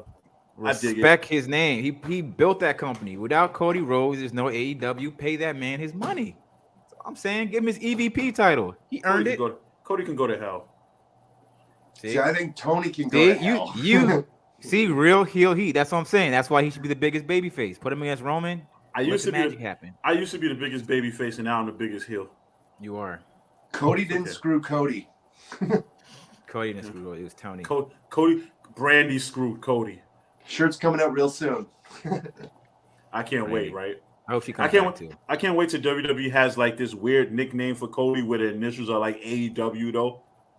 Yeah, like they did with Big Show, like no more BS. Yeah. Yep. It's gonna be like the awesome wrestling experience, Cody Rhodes. The way you showed it.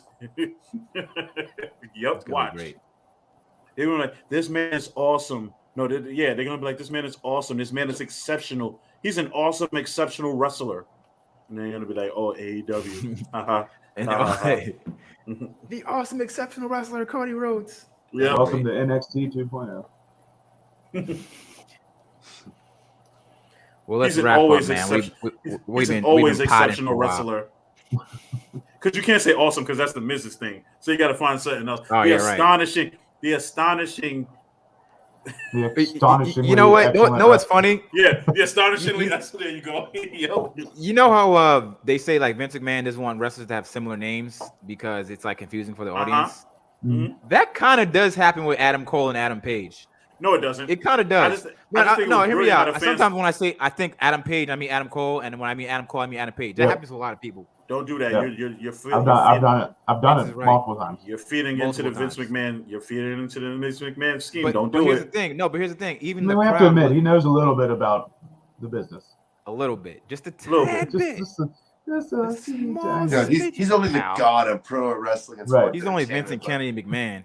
He only made WrestleMania, and it lasted at least 38 years.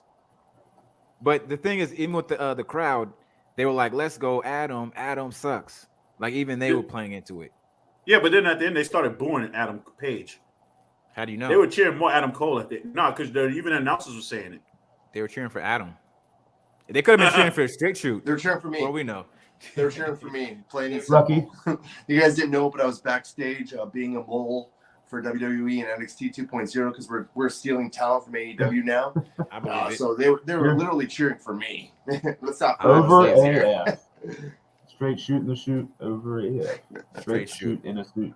You are the Well, real let's Adam. wrap this up, man. We've been potting for almost 2 hours. This has been an Iron Man match, and And sudden death. it's 10 o'clock on a Sunday. Sheesh. It is. But Next time we got to. I noticed a lot of focus when I jumped in. I'm not sure what you guys were talking about again exactly previously before I jumped on. Yeah. We got to focus on a little bit more of the negatives from the AEW side, I think, because there was a lot of damage done to the WWE side, but I think it goes both ways. yeah, like how they Right had now, Adam I think Cole we can lose to all Orange agree. Cassidy. There's no negatives in Pro AEW. wrestling and sport. What? Ooh, can't say that. There's no negatives. Cannot say that. AEW. It's- Are you If somebody kidding me? says somebody says that, I don't listen to the rest of the stuff they say. I'm the Booker T. Listen, I'm the Booker T of AEW. Booker T had Oh, common Booker T's sense when it the came to that product, though, in WCW. No, but he has no common sense when it comes to WWE. See, now it makes sense now why Booker T's been kissing WWE's ass for so long. It's because his wife is now getting inducted in the Hall of Fame. It makes all perfect sense now. So random. I forgot about that happening too. That coma's been a long time. I tried to forget about that happening. Yeah, because Yeah. it is. We have. Can you okay? Look, Get this. I need you guys to explain this to me. Justify for me why Charmel's going to the Hall of Fame. Can somebody justify that for me? Because they don't have enough talent. That No, want to like go a in the Hall of Fame legitimate right now. justification, though. Like a legitimate like what has she done in wrestling that made her Hall of Fame material? She's on SmackDown for 2 years. married Booker T. Yeah. Yeah. Okay, so Duh. realistically, so what wrestling Yeah. What else would it be? what wrestling Yeah. credentials has she done? To make Booker her, T. I She mean, did Booker T. Yeah. She was Queen Charmel. Yeah. Queen. Queen. There's only like a few queens in wrestling, and she was one of them. Duh. this might be the worst. This might be the worst Hall of Fame ever. Whoa, With we the got- Undertaker? Let's see. What the- Let's see. We Yo, got because Taker. no, okay, no. Okay, I take that back. Vader. I apologize. No, I apologize. Vader. I apologize. Undertaker may be the greatest. Okay, but think about this. Undertaker. What's the really Queen bad about Charmel. this Hall of Fame? One of these things just doesn't belong Yeah, here. yeah. Well, Who I mean, doesn't- Undertaker's not a queen, and yeah, to be fair, I'd rather have Michelle No, we know McCool her. be in the Hall of Fame than. Michelle McCool, Yes, she's done a She's lot not more a wrestling. queen. She's done a lot more in wrestling than Charmel has. but she never was a queen. Tell And Undertaker she she's never not a managed a queen. world champion. Yeah, she never managed. She Booker T married either. one. And married. That's a valid point for our side. Yeah, yeah. So she So married she did a world everything champion. except become a queen. If she'd become a queen, she'd have been in the Hall of Fame. She Yeah. did the one thing nobody else did. She humanized the Undertaker. Yeah, right. Must have something I hate good Mark Calloway, by the way. I Yeah, saw him in a Undertaker- subway. They have Undertaker hate- babies. It should be Like, illegal think for about him that. to break kayfabe. Oh, really? there. What's that? Yeah, he was in a. I saw like a clip of Undertaker in a subway, and I was like, I hate you, Mark Calloway. Stop! What are you, a freak? Oh, like or like if you see him like on the sideline of a Dallas Cowboy game, you're like, hold Yeah, on, you're it's the like- Undertaker. I feel like going up to him like, you think this is funny? No, what's Put funny this is I on. remember. No, what's funny is I remember one time he was dressed in full Undertaker gear at a Cleveland Cavalier game in the locker room while they were taking pictures, and I'm like, and LeBron didn't like want to hang out with him or something. Kevin Love did, and then, Yeah. and Kevin Love then, came out. but then you see Undertaker like you said in the subway and just in regular clothes. Like, why are you here? Who? Like, no, Freak. you killed my child. You killed my childhood. I hate when he's not the Undertaker. I can't stand Mark Calloway. Yeah, I hate when Kane is Glenn Jacobs. Right? It's the worst. But yeah, let's wrap this up, fellas. It's been a pleasure. It's been super fun. We gotta do this again very soon. The band is WrestleMania back season, together. The band is back together. Give me, hey Adam. Wait. The other way. Wait, hold on, wait. All right, Go to the bros. corner. Go to the corner. God, my camera's dying. It's over. Jerry keeps reenacting Undertaker's Hall of Fame entrance. I'm keeping away for like an AEW debut happen on my camera screen because he's going back. You're gonna cut your camera's gonna come back. Cody's gonna be behind you. Yeah, like Keith Lee's gonna be behind me or something, or like the next one. No, Shane McMahon's gonna be behind you. Shane McMahon, Cesaro. right? Claudio. He filed a trademark. Oh no, for actually he Cesaro. filed the trademark for Cesaro, but they spell it different. Right. What I can Well, see. because you can't get WWEs. Yep.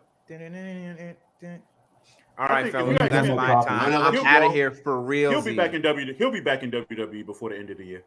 He won't. Claudio.